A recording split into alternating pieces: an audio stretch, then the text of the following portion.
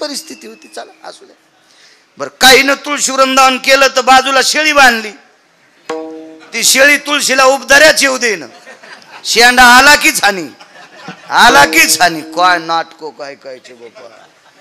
आणि ते म्हणते आम्ही लय परमार्थिक चांगल्या पुरात टाकायला पाहिजे. या म्हण तुम्हाला विठाला विठाला विठाला. देव खिचडी खातो. खिचडी शिजल्याच्या नंतर दारात तुळशीचं वृंदावन. आणि तुळशी वृंदावनापाशी खापराच्या गाडग्यात. आता गाडगं म्हणल्यावर खापराचं, पण आता लय लोक खापर वापरायले. तर गुळाचा चहा कोण पेत होते तुम्हाला गिरगावच्या बाळ्यात शपथ आहे इमानदारीने सांगा. 20-30 वर्षापूर्वी गुळाचा चहा कोण पेत? गरीब माणसं. आणि गुळाचा चहा एखाद्यान बऱ्यान पेल्या लोक म्हणले हे भिकार चोटे गुळाचा चहा प्याले. हे सांगायलो 30-35 वर्षाचं. तुम्हाला पुन्हा एकदा मै शपथ आहे आता गुळाचा चहा कोण प्याले? जय इथं लय पाचोळा झाला का? ते प्याले ते गुळाचा चहा. हो इथे गावरान गुळाचा चहा भेटन. त्या हॉटेलवाल्याला विचारा ऊस कुठं लावतेत. ते म्हणलं आपल्याला काय पतात नाही. ऊस दाखवा बरं. त्याने येळू दाखिला. मी म्हणलं ह्या येळून हाना ह्या सोंबळ्याला. येळूचा कुठं गुळ होत असतो रे सोंबळ्या. येळूतला ऊसातला ज्याला फरक कळत नाही हे बिनाखली म्हणतोय हे गावरान गुळाचा चहा आहे. तो येळू मोडूस तर हाणायला पाहिजे भाडव्याला. लोकांच्या डोळ्यात माती टाकतो सोंबळ्या. सारी नाटकच. चला काय करायचं आपल्याला. हे पैशावाल्याचा माज उतरण्यासाठी देव असे जन्माला घालतोय. हो तुळशी वृंदावनापाशी खापराचं परळ होतं. त्याच्यात खिचडी टाकून दिली सगळीच पूर्ण पुसून पासून भोजेकर महाराजजी टाकली ती. त्याच्यावर तुळशीचं पान ठेवलं. पाणी त्याच्यातला थोडासा घास त्याच्यातच उचलून ठेवला आणि पाणी फिरवलं. पाणी फिरवायला मातीचंच बुटकं. पाणी फिरवलं आणि डोळे झाकले आणि विनंती केली. रोज डोळे झाकून नुसती विनंती खिचडी खाय म्हणून करीत होती. तिला चुटचुट आवाज आला किंवा खिचडी हालेल्याचा आवाज आला की तिच्या लक्षात येत होतं देव आला. पण तिला वाटत होतं आज देव येतो का नाही काय माहीत. तिला माहीत होतं ना फुगिरायला देव भेटत नाही. आज सारे फुगिरच होते तिच्या भावताल बसलेले. फुगिरायला कसं भेटन? हा देव भेटण्यासाठी हे वाकलं पाहिजे अंतःकरण. हो माना तर कोणाच्या वाकत्यात येडिंग थोडीच झालेली. एखाद्याला शंका येत असेल तर त्याचं उत्तर मांडतो. कारण बरेच लोकांना काड्या करायचा नाद असतो. आणि काय होतंय काड्या बिनाकली असतात पण दांडात पडल्यावर ऊस कोरडा आणि एरंड भिजत येतं. ते दांड फुटतून मग जिजा. आणि ते दांड फुटलं की उसाला पाणी जात नाही ते वड्यातच पाणी जातं. काढायला साधं समजायचं नाही. म्हणून जुनी माणसं म्हणायचे धसकटाल कसपट समजायचं नाही. ते पायात घुसल्यावर कळतं. ऑपरेशन करून काढावं लागतं ना. अशी काही काड्या करणारही माणसं असतात की संतांच्या पुण्यतिथीच्या दिवशी देवापेक्षा संत मोठे असतात. याचा एक पुरावा सांगतो. काशीतले मालक आणि पंढरीतले मालक एका वारकऱ्याच्या घरी आले. कारण देव हा भंगिऱ्याच्या घरी येत नसतो. देव येण्यासाठी त्याची साधना लागती. कृष्णा बुवा कैलास बुवा साधना लागती. तसा देव येत नाही. नाना साधनाच्या केल्या खटाखटा जपी तपी योग सिद्ध अनुरागी नखाच्या चुंबळी झाल्या बुवा जटा 20 फूट लांबल्या तरी त्याच्या स्वप्नात देव नाही. काही गंध उगाळू उगाळू पार किलू गंध लावले तरी देव त्याच्या स्वप्नात नाही. साधना असती महाराज. तो आम्हापाशी मागे पुढे वारकऱ्यांच्या मागे पुढे आहे. अशा एका वारकऱ्याकडे काशीतले मालक भगवान देवादिदेव शिवशंकर आले आणि पंढरीतले मालक जगाचा बाप आले. आणि ते दोघं असे पाटावर बसलेले आहेत. पंढरीतले मालक काशीतले मालक. तो वारकरी पाद्यपूजा करतो. आणि पाद्यपूजा करत असताना तिथं ज्ञानोबाराय तुकोबाराय आले. देवाची पूजा चालू होती. पूजा राहिली होती. भोजेकर महाराज पूजा राहिली होती. ज्ञानोबाराय तुकोबाराय आल्याच्या नंतर काशीतले मालक आणि पंढरीतले मालक मनानच उठले. मनानच. आणि त्यांनी यजमानाला सांगितलं बापू ह्या दोघाही पुढे आमची पूजा करू नकोस यांची करा. देव सारावे संत पूजावे आरते नैवम गिरगाव कर लिखितम. देवाला बाजूला सरकायचं संतांची पूजा करायची इतकं अनन्य साधारण महत्व या साध्वी संतात आहे. या साध्वी मावल्यांत आहे. म्हणून आजच्या पुण्यतिथीला संतपर बोलावं. विठाला विठाला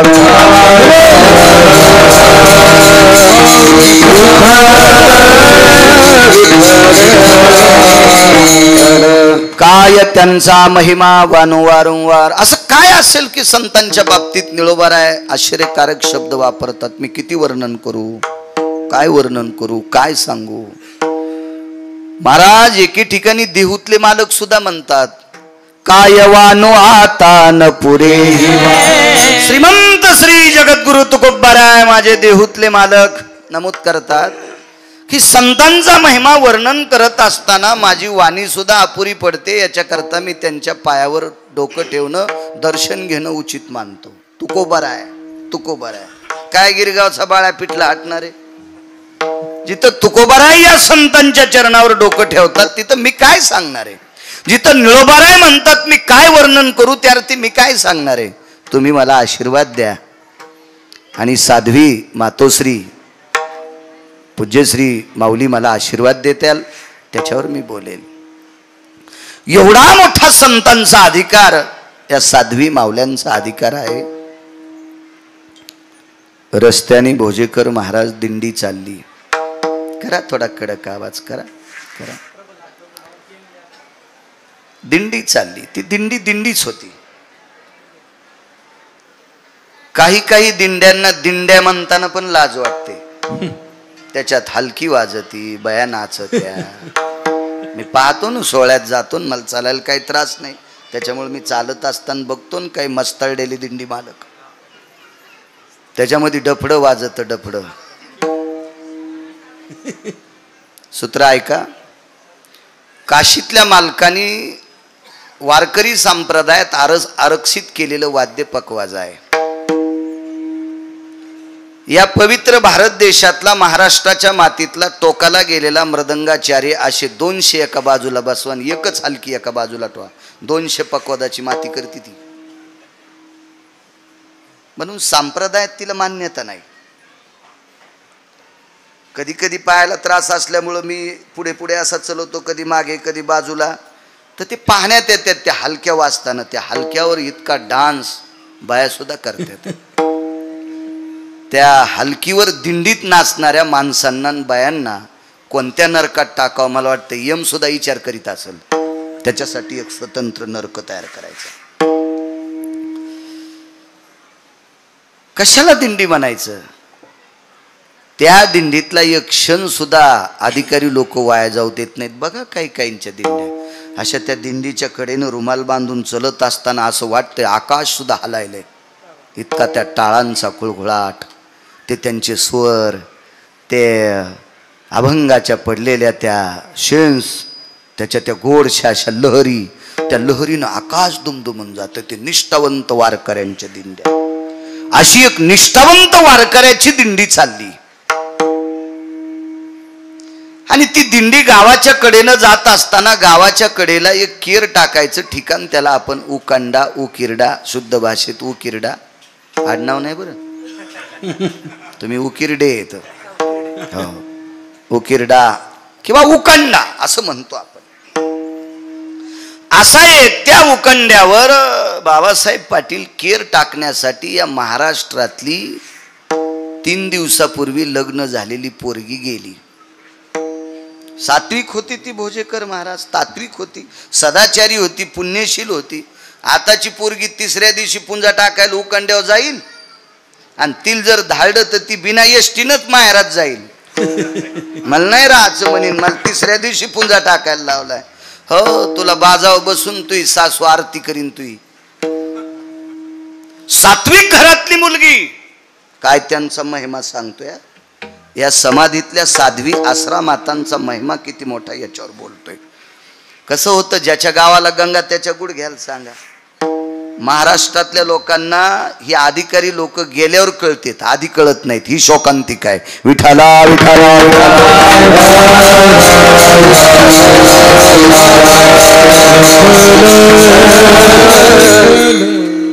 त्या दिवशी त्यांच्याकडे सत्यनारायणाची पूजा होती. आदल्या दिवशी दिवसभर परिसरातल्या देव देवता, कुलदेवता, स्थापित देवता असतात ना गावाच्या कडेला, या सर्व देवतेची, ग्रामदेवता सगळ्यांची दर्शनं घेतली. आणि दुसऱ्या दिवशी आपल्या भारतीय संस्कृतीनुसार, आपल्या वैदिक संस्कृतीमध्ये सत्यनारायणाची पूजा करत असतात. ती पूजा आटपली. काय भावकीतली 10-5 100-200 माणसं जेवली असतील. जुना काळ आहे तो, फार जुना काळ. तेवढी माणसं जेवली, सगळ्यांची पात्र उचलली, एका टोपल्यात टाकली, त्याच्या 2-3 खेपा उकिरड्यावर केल्या, अंगण झाडलं. 3, 3:30, 4 वाजता.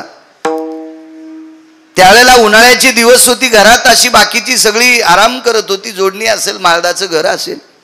आणि ती 3, 3:30, 4 वाजता तिनं शेवटचा कचरा टोपल्यात भरला आणि ते उकंड्यावर टाकायला गेली. तेवढ्या अवकाशात समोरून दिंडी जात होती. जय जय रामकृष्ण हरी, जय जय रामकृष्ण हरी, जय जय रामकृष्ण हरी. दिंडी चालली. महाराज, ज्या घरामध्ये बाळकडू पाजलेलं आहे त्या घरातली कन्या होती ती. तिनं मागचा पुढचा कसल्याही प्रकारचा एका तिळाचा विचार न करता टोपलं उकंड्यातच ठेवलं आणि ती तशीच दिंडीत गेली. नवीन लग्न झालेलं, गळ्यात 5-10 तोळे दागिने, मोठ्या घरची होती ती. मायरही श्रीमंत, सासरही श्रीमंत. 5-10 तोळे तशा काळात दागिने गळ्यामध्ये. सुंदरशी कपाळावर कुंकवाची चिरी, डोक्यावर पदर घेतला होता. तिच्या साडीला होता ना पदर, होता तिच्या साडीला, म्हणून तिनं डोक्यावर घेतलेला होता तो पदर. आणि अशी भारतीय संस्कृतीतली गजगामिनी म्हणायचं तिला, गजगामिनी. अशा वैभवात ती चालत होती, वैभवात वैभवात. बाकीच्या बायका पाहत होत्या. एका बाईने विचारलं, कोण नाही बा, मोठ्या घरची बाई, आपण कशाला विचारायचं. माणसं आदरयुक्त भीती ठेवत होते, आदरयुक्त भीती. आदरयुक्त भीती कशाला म्हणायचं. मालकाच्या समोर बिडी वडायची नाही, बिड्या सोडीत नाही, पण मालकाच्या पुढे वडीत नाही. हो, मालकाच्या पुढे तंबाखू खायची नाही. माझ्या लहानपणी बरेच गडी मालक पुढून आल्यावर तंबाखू खाली सोडून देत होते. आता चांगली चांगली माणसं चालू भजनात तंबाखू घोंगडी ही प्रगती आहे परमार्थाची. ही आपल्या मराठवाड्यातली प्रगती आहे. ही गोडवा आहे आपल्या संस्कृतीतला. काय विटेवरच्या मालकानं आपल्यावर कृपा करावी. विठाला विठाला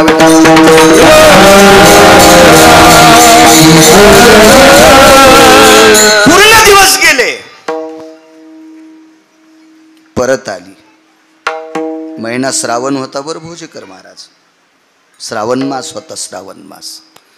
आणि त्या श्रावण मासात मी अगोदर बोलून गेलो तुम्हाला, उन्हाळा, पण माफी मागतोय, महिना श्रावणातला होता. दिंडीच्या बाबतीत चौकशी आतापर्यंत मला त्याची माहिती मिळाली नाही, त्याच्याकरता सांगणार नाही. जे गोष्ट माहीत नाही का, बिना बुडाचं टोपलं कवरक हालत असतं भास्करांना. त्याच्यामुळे टोपल्याला बुड असलं पाहिजे, बुड असलं पाहिजे. आपल्याला माहिती नाही, एखाद्याने विचारलं ती कोणाची दिंडी होती तर हवा निघणं. त्याच्यावर दिंडी होती इतकं माहिती. त्या दिंडीचे प्रमुख कोण होते, त्या दिंडीतले महाराज कोण होते. महाराज अशा पवित्र साधूच्या दिंडीत गेल्याच्या नंतर हिला एवढा अधिकार प्राप्त होतो, त्या अर्थी ते अधिकारी किती मोठे असतील. परत आले. श्रावणातला मास आहे, पवित्र मास. त्या मासात ते परत आले. घरी आल्याच्या नंतर एके दिवशी तिला एक संवेदना झाली की माझ्या पोटात बाळ आहे, माझ्या पोटात बाळ आहे, अशी संवेदना झाली. तिने विचार केला, आपण जर सासरच्या लोकांना सांगितलं तर आपल्याला ठेवत नाही, आपल्याला काढून देणार आहेत. आणि माहेरातल्या आईला आणि बाबाला सांगितलं तर ते इतका त्याग करतील की याच्यानंतर आम्हाला तुझं तोंड दाखवू नकोस. आचरणात वागणारी लोक होती ना, चारित्र्य सांभाळणारी लोक होती ती. या विश्वात सर्वात मोठी किंमत कशाला असेल तर चारित्र्याला. गेलेले पैसे पुन्हा कमीता येतील, काबाड कष्ट केले ना तर पैसे मिळवता येतील, पण चारित्र्य ज्याचं संपलं, चंद्र सूर्य येतोपर्यंत पुन्हा त्याचं नाव त्या हिशोबात घेतल्या जात नाही. म्हणून सर्वात मोठी किंमत कशाला असेल तर भारतीय संस्कृतीमध्ये आचरणाला आहे, चारित्र्याला. विठाला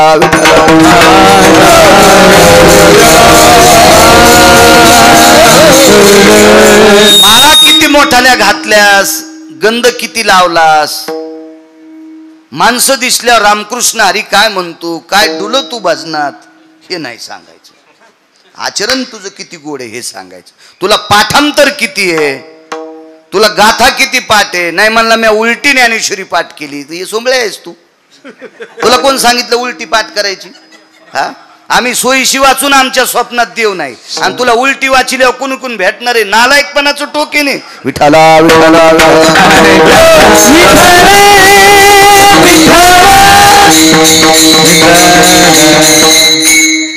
घरी आली, तिचं मन असं खवखव करत होतं. वाढवा थोडस वाढवा. मन असं खवखव करत होतं. पण तिने विचार केला, उभयंता दोन्ही कुळाला आपण सांगू शकत नाही, सासरी सांगू शकत नाहीत, माहेरी सांगू शकत नाहीत. आपण सांगू फक्त एकालाच शकतो, तो विटेवरचा बाप आहे.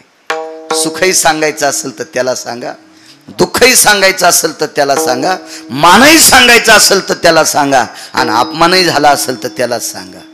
देव सांगू सुख दुःख, देवा सांगू सुख दुःख. बर काय होतंय भंगिऱ्याला, तुम्ही दुःख सांगितले होते, रडून ऐकते ना हसून बोंबलच सांगते. एका नळ्यानं ऐकते तर 10 नळ्यानं पेरीत. बरं झालं याचं इचकलं, लय तर करू लागला. बरं झालं देवान नीट केला. अशी भंगिरी असते महाराज. ज्याला स्वतःच्या दुःखाची अक्कल नाही ते आराम करायला आपली दुःख कशाला सांगायचे? दुःख फक्त संतांना सांगायचं आणि देवाला सांगायचं, पुन्हा कोणाला दुःख सांगायचं नाही. बाकी दुःख ऐकण्याची क्षमता आहे का नाही? कारण याच्यात डोक्यावर इतकं दुःखाचं गठोडं आहे की मान वाकली. कशाला सांगायची? एक मन होती, उघड्या घरी नागडं गेलं आणि पहाट पस्तोर हिवान मेलं. ज्याच्या अंगावर बोटभर कपडा नाही त्याच्या इथं नागडं गेलं, म्हणला कपडा द्या. ते म्हणला मीच मरायलो, तुला कुठून देऊ? मग हे बाकीची अवस्था आपली, तुम्ही आम्ही. दुःख ऐकायची ताकद त्यांच्यात आहे, ऐकून दुरुस्त करायची ताकदही त्यांच्यात आहे, म्हणून त्यांनाच सांगायचं, कोणाला नाही सांगायचं. एक जणाला गंडमाळा झाल्या आणि दुसरं त्याच्याकडे गेलं, मला 2 आल्यात. ते म्हणला मला 14 आल्यात. मग ज्याला 14 आल्या अजून नीट होत नाही, तू ह्या 2 का कापीन? ते आगाव पण आहे. एक जणाला कुरप होते, ते म्हणला 20 वर्ष झालं चालताच येत नाही खड्यात. हो म्हणला मलाही एक कुरूप झालंय. आता तू त्याच्या कशाला सांगायला? त्याच्या पायाला गंडलं झालेत कुरपाचे, तू काय ते नीट करणार आहे? ते हे आपण भरकी माणसं आहेत ना. आपण समुद्रातही सळल्यानं नीट होत नाही तर बुटकं भर पाण्यानं काय आपले दात घासायचे आहे का नाही? म्हणून दुःख सांगायचं असेल तर या लोकांना सांगायचं, साध्वींना सांगायचं, संतांना किंवा देवाला सांगायचं. हुशार मुलगी होती, गर्भाची संवेदना लक्षात आली आणि त्या दिवशी सासूनं पूजा करायला लावलं. पूजा करायला लावलं. भारतीय संस्कृती किती गोड आहे सांगू का? महाराष्ट्राची संस्कृती. आपल्या संस्कृतीमध्ये मुलीला सगळं शिकवल्या जातं आणि मग तिचं लग्न केलं जातं. ती महाराष्ट्राची संस्कृती. अण्णा स्वयंपाक शिकवल्या जातो, पूजापाठ शिकवल्या जातं, आलेल्या पाहुण्यांचा आदर शिकवल्या जातो, स्वच्छता शिकवल्या जाती आणि मग तिचं लग्न केलं जातं. बऱ्याच नवऱ्यांना काही न शिकवता त्या पोरींचे लग्न केल्या जातं. म्हणून पैसे तोपर्यंत नवऱ्याला हॉटेलहून डबे सांगतात आणि ज्या दिवशी त्याचे संपले त्या दिवशी माहेरात येतात. ही संस्कृतीच्या बाहेरची क्रिया, अशी क्रिया नाही आपल्याकडं. आपल्याकडं आधी शिकवल्या जातं. तुम्हाला एक माहिती आहे का? आपल्याकडं मुलीला शिकवल्या जातं, नवल नाही. आपल्या इथं बैलाला आधी शिकवल्या जातं आणि मग टिपणीला धरल्या जातो. बैल सुद्धा न शिकवता धरलेला बैल कसा तास आणील, किती जू मोडीन, किती फन मोडीन, किती जानुळे मोडीन आणि किती आवता हाणणाऱ्याच्या तोंडातून ने जाते. ते हिशोबात चलत असतो का बैल बिन शिकलेला? म्हणजे आपल्या संस्कृतीत बैलाला सुद्धा शिकवल्या जातं, आपल्या संस्कृतीत घोड्याला सुद्धा शिकवलं जातं. तेव्हा त्याच्यावर बसल्या जाते. हा न शिकवलेल्या घोड्यावर बसल्यावर तर ते बोरी खालून जाईन, घेईन ना तोंड वर बाडून. म्हणून आपल्याकडं शिकवल्याशिवाय, त्या वैचारिक पातळीची लेवल आणल्याशिवाय त्याला हाताळल्या जात नाही. ती आपली भारतीय संस्कृती आणि त्या संस्कृतीत भाजलेली ती मुलगी. म्हणून आपल्याकडं म्हणायचं पोरगा औंधा भाजायचं. बाबा भाजायचं म्हणजे इस्त्यात नाही वांग भाजल्यावानी, भाजायचं म्हणजे लग्न करायचं. काय मार्मिक शब्द होते जुन्या लोकांचे. विठाला विठाला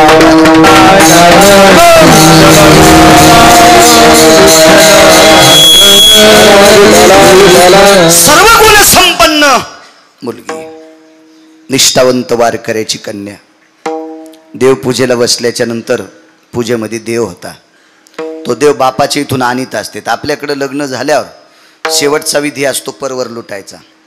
नवरी नवरदेवाला आपल्या बापाच्या घरी नेती आणि बापाच्या देव्हाऱ्यात पाय पडायला लावती आणि मग पाय पडता पडता ती सांगती हे देव घ्या. ते देव म्हणजे लंगडा देव म्हणजे गोपालकृष्ण, हे देव घ्या अशी पद्धत आहे. मग त्यानं तो देव खिशात टाकायचा. ते म्हणला मी घेत नाही. मग ती म्हणली मी संग येत नाही. घ्यावा लागतो का नाही तो देवा तो देव. तिकून आणलेल्या देवाचा सत्यनारायण करीत असते. तर हो मी केलं 27 वर्ष. हो ना.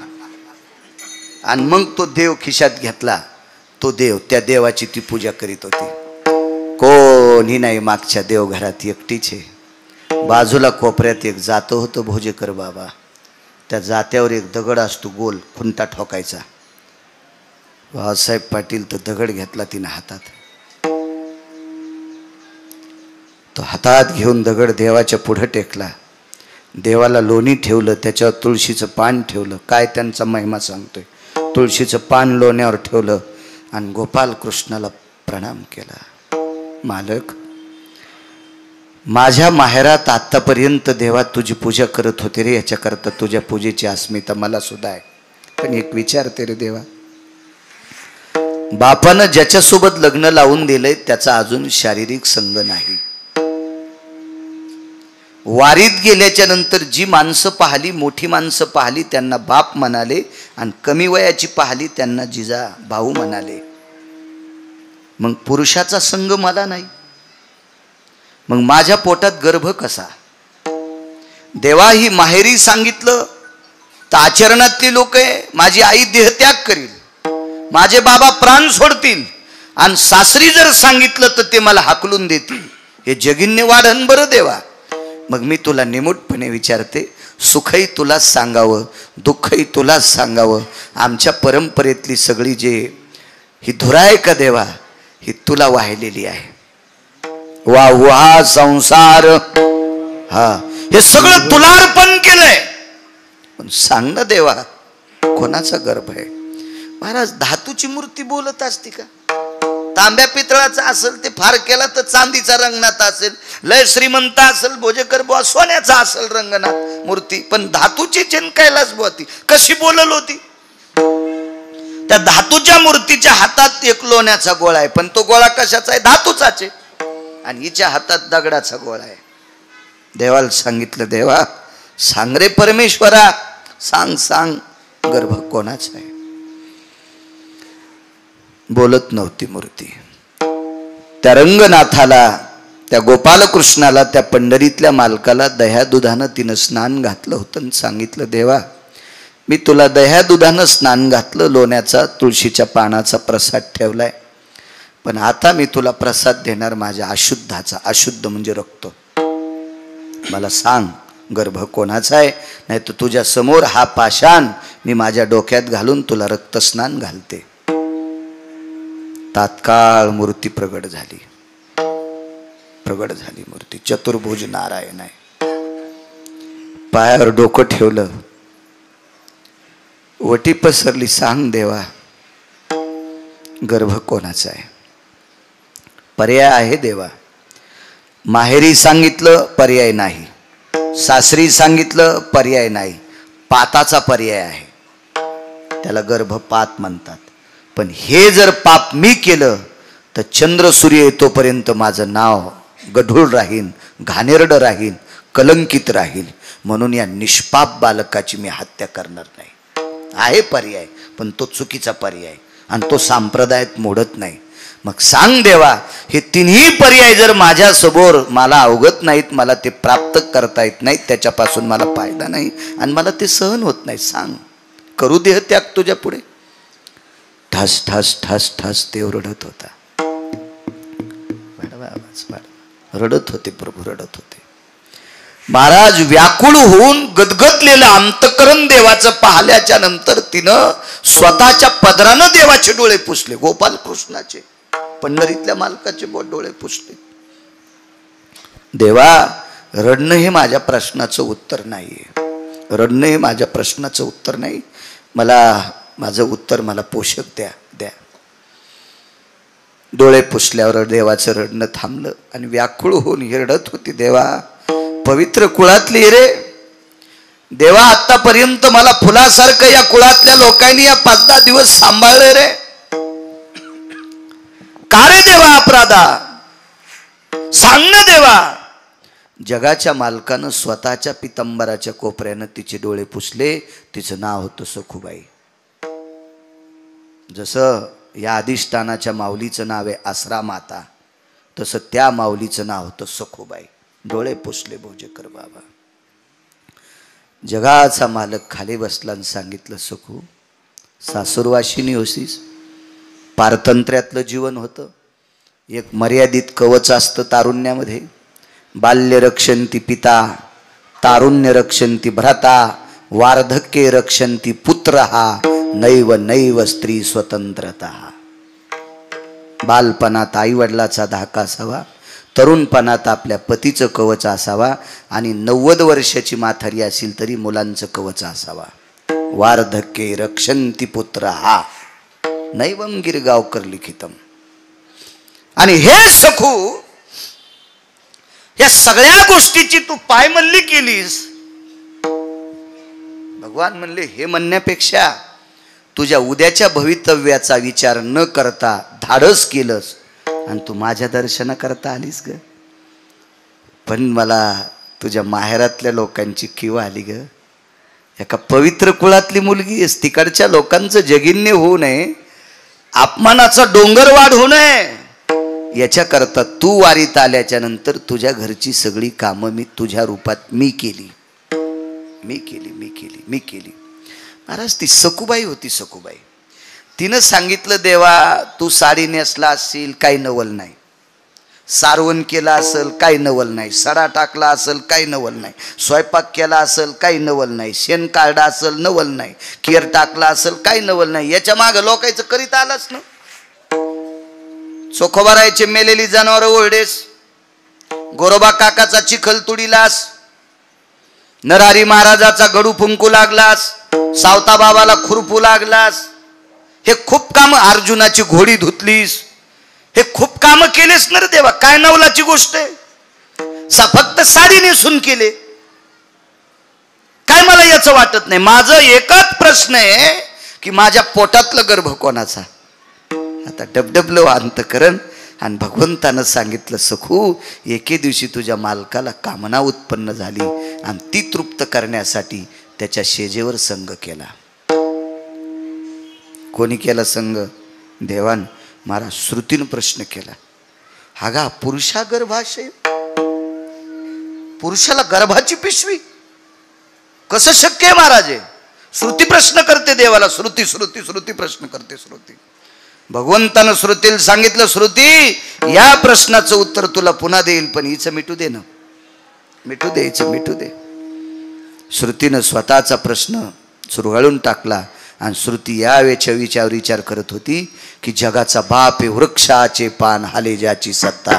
झाडाचं पान ज्याच्या सत्तेशिवाय हालत नाही त्याला जगाचा बाप म्हणतात. आणि एवढ्या मोठ्या टोकाचा जगाचा बाप असताना इथं कोण्याही माणसाला 10 लाख रुपये दिले तर कृष्णबुवा आहे साडी नेसून संभाजीनगर जिल्ह्यात फिरंग का एखादा माणूस इथं बसलेला, 10 लाख रुपये माझ्याकडे तर नाही, तर मी भीक मागून देईल. आपल्याकडे एवढे पैसे कुठून आले? मी भीक मागल पण त्याला 10 लाख रुपये देईल. करा हातवरी. फिरतो माणूस नाही. जगाचा बाप नुसती साडी नेसला नाही, बाई होऊन पुढच्याचं काम तृप्त केला. महाराज श्रुती वेडी झाली, वेडी झाली. काय देवानं इतक्या खालच्या दर्जाचं काम केलं असेल? ती म्हणते मी याचा विचारच करत नाही, पण हिचं जीवन सांभाळण्यासाठी केलंय, सखूबाईचं जीवन सांभाळण्यासाठी केलंय. त्यार्थी हिचा अधिकार किती मोठा असेल? सखूबाईचं जीवन सांभाळण्यासाठी, तिचं पावित्र्य सांभाळण्यासाठी, तिचं जगिन्य होऊ नये, तिचा अपमान होऊ नये, विश्वात तिची कसल्याही प्रकारची नामुष्की होऊ नये, याच्याकरता हिच्याकरता देव इतका खाली आलाय. हिची पावर काय असावा? तर श्रुतीशास्त्राला संत वाङ्मयातल्या काही लोकांनी सांगितलं, हे श्रुती माते, विश्वाच्या मालकाला संत इतके आवडतात, प्राणाई परोते. प्राणापेक्षा विश्वाच्या मालकालाही संत आवडतात आणि त्या संतांसाठी इतक्या खालच्या स्तराचं काम करतो. या महाराष्ट्राच्या मातीतल्या सखुबाई नावाच्या साध्वीचा जर हा दर्जा, तर माझ्या साध्वी आसरा मातांचा किती मोठा दर्जा. म्हणून मालक पहिल्या कडव्यात म्हणतात, काय त्यांचा महिमा वर्णू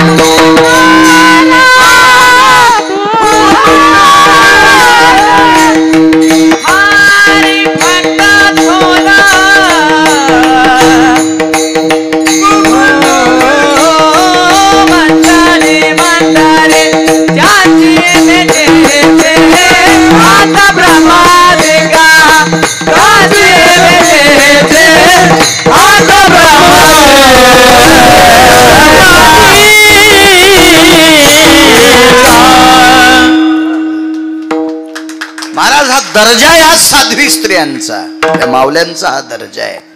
आणि ती पवित्र पूज्य श्री समाधीधन सद्गुरू आसरा मातेंचा अधिष्ठान इथं आहे. काय पूज्यता. जनाबाई नावाच्या साध्वी होऊन गेल्या. वारकरी संप्रदायातलं एक फार मोठं टोक.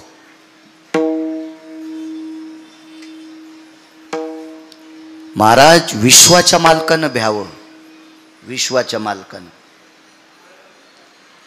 एखाद्या बाईनं भजन येते मग तिनं दिबर म्हण शिवी तू कोणाला,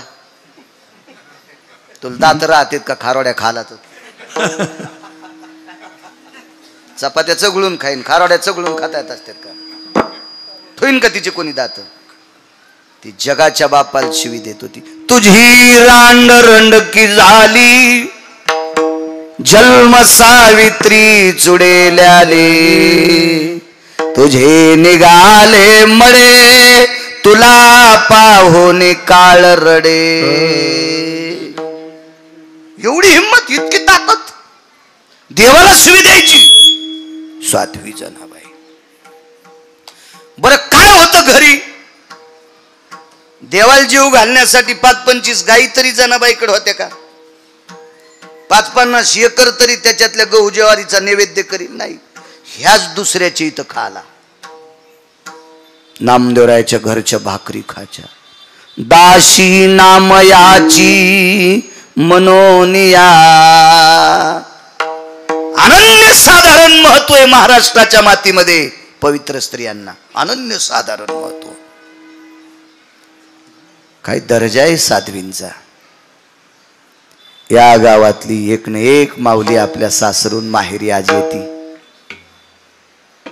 कधी कधी दिवाळीला येता येत नाही, लक्ष्मी पूजन सोडून येता येत नाही, पण या पुण्यतिथीच्या दिवशी समाधीवर डोकं ठेवण्यासाठी पंचक्रोशीतले गावातली सगळी जणी येतात. काय दर्जा आहे, काय अधिकार आहे. इतकी सामान्य परिस्थिती, आपलं जीवन सुव्यवस्थित राहावा याच्याकरता दामू शेट्टीच्या घरी, नामदेवरायाच्या घरी, राजाईच्या सानिध्यामध्ये, गोणाबाईच्या सानिध्यात आपलं जीवन फुलासारखं व्यतीत करणारी माऊली, त्या घरी काबाड कष्ट गौऱ्या याचण्यापासून काम करणारी स्त्री साध्वी जनाबाई. बर ज्या घरी राहत होत्या त्या घरी कोण्याच माणसाला बंद पांघरायला नव्हतं. बंद म्हणजे आता हे जर चादर असेल तर बंद म्हणायचं. भोजेकर महाराज याच्यातलं अर्ध फाळलेलं. कारण बंद पांघरण्यासाठी नव्हतंच तितकं पाटील साहेब, नव्हतंच. इतकी परिस्थिती नाजूक. या परिस्थितीमध्ये जगाच्या मालकानं त्या बाईला नाहू घालावं. नाहू, माझ्या जनीला नाही कोणी म्हणून देव घाली पाणी, किंवा डोई चोळी सारंग पाणी. जगाचा बाप डोकं चोळायचा, डोकं चोळायचा. वैकुंठवासी माधव महाराज मगर म्हणायचे, वापन काढायचा. आपली भाषा नाही पण त्यांची येते. आदरीव लोक परमार्थातले, त्यांचं वाक्य सांगतोय.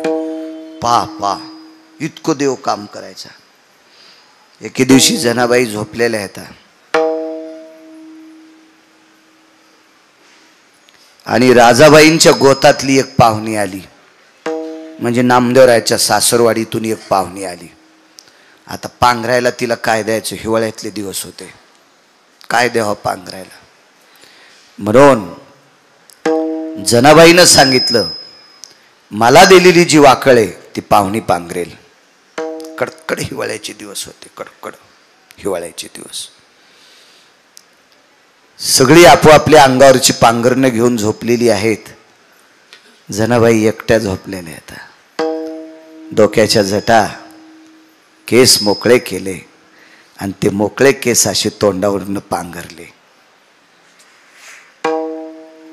साळीचं तनच भरलेली पोताड्याची उशी डोक्याला घेतली आणि त्याच्यावर अंग टाकलं आणि आपले त्या मुक्तावळी केस असे तोंडावर झाकले झोपल्या. महाराज त्याला शेजारती झाली. त्याला कोणाला? जगाच्या बापाला. त्याची शेजारती कशी असेल? मखमली शेज असेल, त्याच्यावर फुलाच्या पाकळ्या असत्याल, त्याच्यावर त्याला मंत्रात झोपायचं. आता स्वामी सुखे निद्रा करा गोपाळा, आपुलाले मनोरथ जातो आपुल्या स्थळा. एवढं फार काय मोठं अंगावरती शाल, नुसतं हे करायचं सगळं. महाराज जगाच्या मालकाला तिथं अशी थंडी भरली. अंगावरचा मखमली ते पांघरण हालू लागलं. गणेश भाऊ हालू लागलं. आईसाहेब बाजूला होत्या. रुक्मिणी आईसाहेब, मालक मी बऱ्याच वेळेस तुम्हाला घाम आल्याला पाहला. पांडवांना लाक्षाग्रहात पेटवलं त्या दिवशी जगाच्या बापाला घाम आलता. अशी काही प्रकरण पाहिली. पण तुमच्या अंगामध्ये कापरं भरतय, तुम्हाला थंडी वाजती, तुमच्या अंगावरचं पांघरण हलतय, हे पहिल्यांदा पाहते. असं का? आजारी आहेत तुम्ही? जाग आली आणि मध्यरात्री सांगितलं, रमा. रमा म्हणजे लक्ष्मी. हे लक्ष्मी, माझ्या जनील थंडी वाजती ग, माझ्या जनील थंडी वाजती, मला जावं लागतंय. आणि अंगावरचं भरजरी पांघरण उचललं आणि जिथं जनाबाई झोपल्यात तिथं अंगावर नेऊन टाकलं. महाराज त्या जनाबाई होत्या, जनाबाई होत्या. जाग आली, पाय धरले. माय बापा, मला पांघरण घालण्यासाठी आलास? नको रे. ज्या घरातली मायबाप मला 2 टायमाच्या भाकरी देतेत ते गोदडे पांघरायलेत आणि मी मखमली कपडा नाही पांघरणार, नाही पांघरणार. पण दृष्टांत संपला. जगाच्या बापाने रात्री स्वतःची पर्वा न करता तिच्या अंगावर पांघरून टाकावा. त्या जनाबाईचा अधिकार किती मोठा असेल, काय दर्जा असेल माझ्या आश्रमातेचा, या पवित्र समाधीधन माऊलींचा काय दर्जा असेल, काय माझ्या जनाबाईंचा दर्जा भक्तिसूत्रातला. जगाच्या बापाने पांघरणाची व्यवस्था करावा इतकं टोक ह्या साध्वींचं आहे. म्हणून मालक पहिल्या कडव्यात म्हणतात, 12 वाजले जिजा, 12 वाजले. जाऊ द्या, साध्वीची सेवा आहे, जरशी शिल्लक करतो. येरी तरी भंगिऱ्याच्या वाढदिवसात चिठ्ठ्या देतेच, वाढवा वाढवा वाढवा. त्या हराम खोरायला त्याच्या बायका कदरल्या आणि त्याच्या वाढदिवसाला आमचे कीर्तन भडवायचे.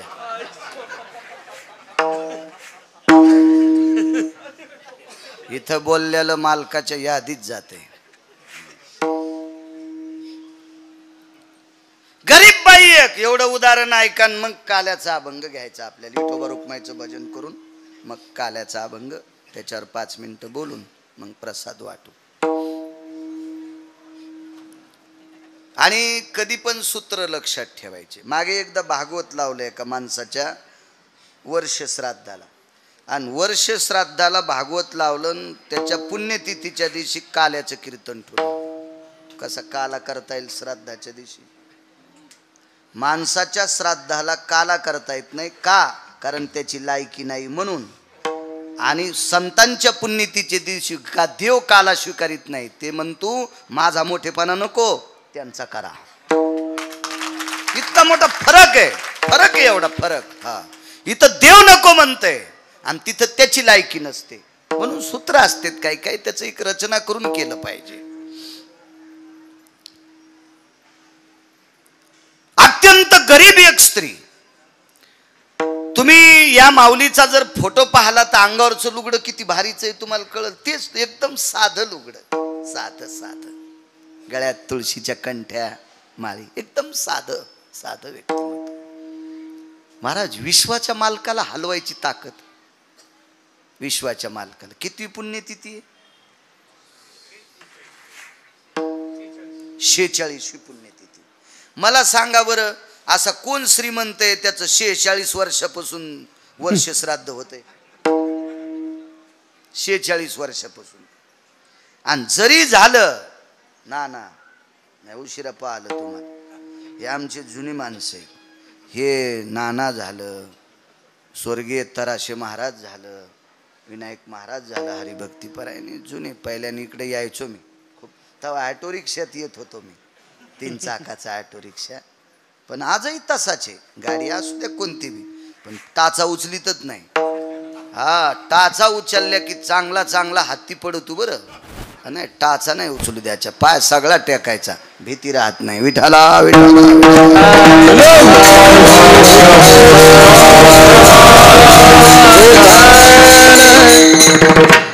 गरीब बाई, अत्यंत गरीब. गरीब बाई, अण्णा गरीब बाई.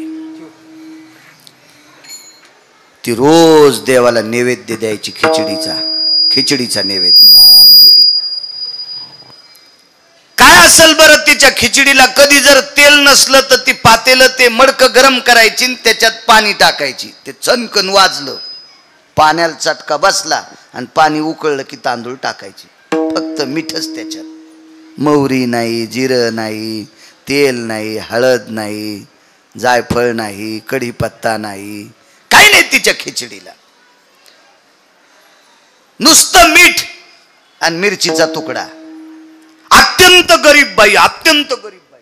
इतकी गरीब पुढे आहे का? तिला झोपडं जरी असलं तरी त्या झोपड्याला सुद्धा लाकडं मोठी भेटली नव्हती.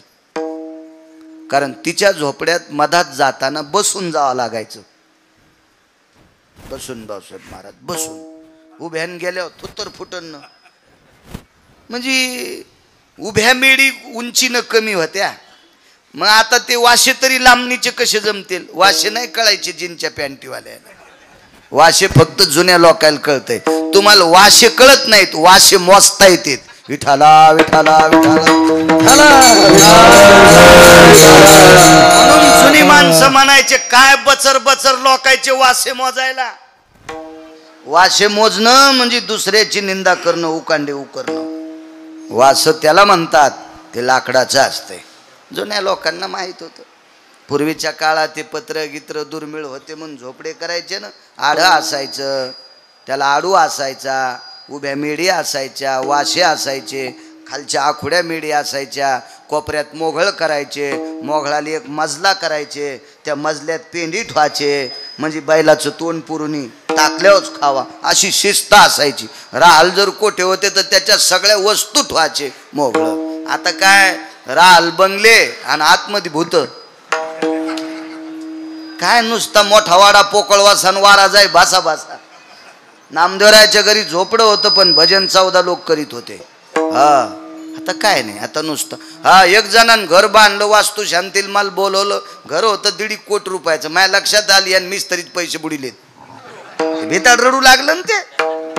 ते गजा असे वक वक करू लागले. म्हणलं यान गजावाल्यात पैसे दिले नाही, खडीवाल्यात दिले नाही, इटावाल्यात दिले नाही, याच्या घरात बसणं म्हणजे मसनवाट्यात बस नाही. आता करता काय बुका लावणार तेच होतं.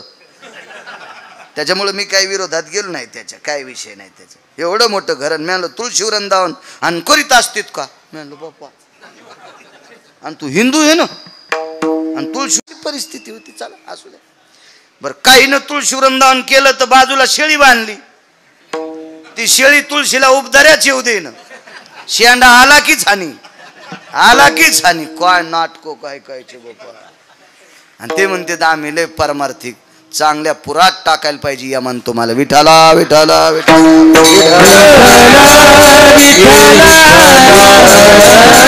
एकदम साधी बाई, एकदम साधी. तिचा नैवेद्य जगन्नाथ प्रभू खात होते.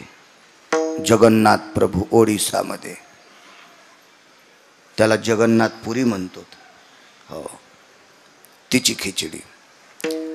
महाराज एक दिवस असा झाला, जगन्नाथपुरीचा राजा तोंद्रुप सकाळचा 10चा नैवेद्य तो सोन्याच्या ताटात नेत होता. त्याच्या घरी रंगनाथ गुरुजी विनोदात सांगायचे त्याची चूल पण सोन्याची होती. म्हणायचे ते विनोद. मोठ्यांचं वाक्य असते महाराज. मोठ्या लोकांची वाक्य ही वाक्य नसतात, ती अमृता समान असतात. मोठ्यांची वाक्य ही वाक्य नसून ती उपदेशाचं सूत्र असतात. गुरुजी म्हणायचे वैभवशाली राजा, त्याच्या समोर जे नगारा वाजायचा त्या देवाला नैवेद्य घेऊन जात असताना तो नगारा सोन्याच्या टिपऱ्यान वाजत होता. राजा आहे महाराज तो, बोजेकर बाबा राजा आहे तो. सोन्याच्या टिपऱ्यानं नगारा वाजायचा. आणि वैभवामध्ये मोठ्या थाटामाटात भक्तीच्या मस्तीत, वाक्य नीट ऐका, भक्तीच्या मस्तीत देवाला नैवेद्य जायचा. पण जगन्नाथ प्रभूला नैवेद्य मात्र खिचडीचा. त्याला पुरणपोळीचा नैवेद्य नाही काय, त्याचं ते खिचडीच नैवेद्य होता तो खिचडीचा. आजही कुठं काही काही परंपरा आहेत. आमच्याकडे बालानंद स्वामीचं मंदिर अलीकडं सातवण्याला आहे. तिथं एखादा श्रीमंत काजूची भाजी करीन, पनीरची करील, बदामाची करीन, कारकाची करीन, कशा कशाच्या करते ते करू द्या, पण तिथं भाजी पाहिजे गाजराचीच. परंपरा परंपरा परंपरा. इकडे अलीकडे मंगरुळला बोडखे बाबा नावाची संत होऊन गेले. आसरा मातांसारखे संत, अवलिया संत, फार मोठा इतिहास त्यांचा. नदीच्या कडेला, ओढ्याच्या कडेला काही पोरांनी माश्या धरल्या. सरपंच जमा केलं, जाळ पेटीला, त्याच्यावर त्या नदीतले मासे भाजले आणि खा म्हणले महाराज. महाराजानं ते मासे असे तोंडात 5-10 टाकले आणि ह्याच पोट्ट्याने गावात येऊन सांगितलं महाराजांनी माशा खाल्ल्या. 5-10 महाराज मासे खाल्ले? हो म्हणले. काय काम म्हणले? गळ्यात तुळशीची माळ. आणि म्हणले मग काय व्हालंय? मग आम्ही उद्यापासून खा. नाही रे मरतान बेटे हो, मासे खाता असतात तुम्ही, तुम्ही वारकरी हो ना, मासे कसे खाता येतील? मग आम्ही तुमच्या पाया पडून वारकरी झालो, तुम्ही कसे खाल्ले?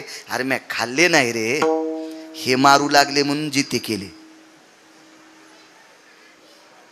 बर ते भाजले होते, भाजल्यावर जिते राहतात का? भाजलेले मासे तोंडात टाकले. एक जण म्हणला महाराज त्याने भाजले तर मेलते ते, तुम्ही जिते कस काय केले? बकेटभर पाणी आणा म्हणले. बकेटभर पाणी आणलं आणि वमन क्रिया केली. उलटी नाही केली पाटील साहेब, उलटी नाही, पूर्ण जठर तोंडातून बाहेर काढलं. पूर्ण अन्नाची पिशवीच बाहेर काढली आणि खळा खळा खळा त्या बकेटभर पाण्यात धुतली आणि ते भाजलेले काळे ठक्कर पडलेले मासे त्या बकेटात पडले की जित्ते झाले. त्यांना भाकरीचा प्रसाद आहे तिथं, आमटीन कण्या भाकरीचा प्रसाद, ज्वारीच्या कण्या. मी खूप दिवसापूर्वी जात होतो कीर्तनाला. ह्याचा एक प्रसाद असतो, ठरलेला प्रसाद असतो, प्रसाद खूप ठिकाणी. इथे जालन्याच्या पुढे एक डाव्या हाताला मोठी संत आहे, तिथं उमराच्या दोड्याची भाजी, उमराच्या दोड्या आणि साधं वरण. वरण शिजून कढईतलं टाकायचं आणि तिथं पाणी वाहतं, ते पाणी त्याच्यात टाकायचं. साधं वरण आणि उमराच्या दोड्याची भाजी. काय हे प्रसाद आहे साधूचा, प्रसाद आहे, प्रसाद आहे. तसा जगन्नाथ प्रभूचा प्रसाद म्हणजे खिचडी.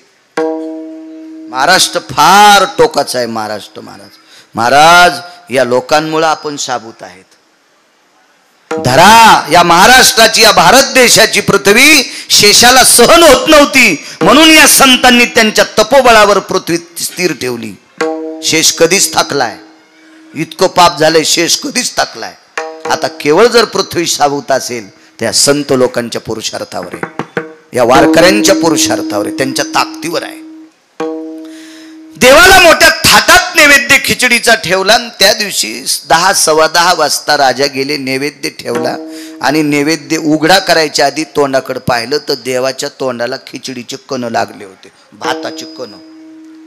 तर राजानं पुजाऱ्याला सांगितलं, काल देवाला नैवेद्य तोंडाला लावल्यावर तोंड पुसलं नाहीस का? तो पुजाऱ्यानं सांगितलं, मालक नैवेद्य ठेवल्यावर देवाच्या तोंडाला खिचडीचा घास लावला, मखमली कपड्यानं तोंड पुसून घेतलं, तो घास या खिचडीत टाकला, अर्धा आम्ही पुजाऱ्यानं घेतला, अर्ध्यातला अर्धा तुम्हाला द्याला आणि चौथाही भाग भक्ताच्या खिचडीत टाकून सगळ्यांना वाटला. त्याच्यावर रात्री देवाचे शेजेचे मंत्र झाले, देवाला अंग गळ्यातले निर्माल्य काढले, माळा काढल्या, देवाला शेजेवर पोहुडलं, ह्या सगळ्या गोष्टी झाल्या. आणि सकाळी देवाला पंचामृतानं स्नान घातलंय, अभिषेक झालाय, मंत्रोच्चार झालाय, आणि देवाच्या तोंडाला खिचडीचे कण कस काय?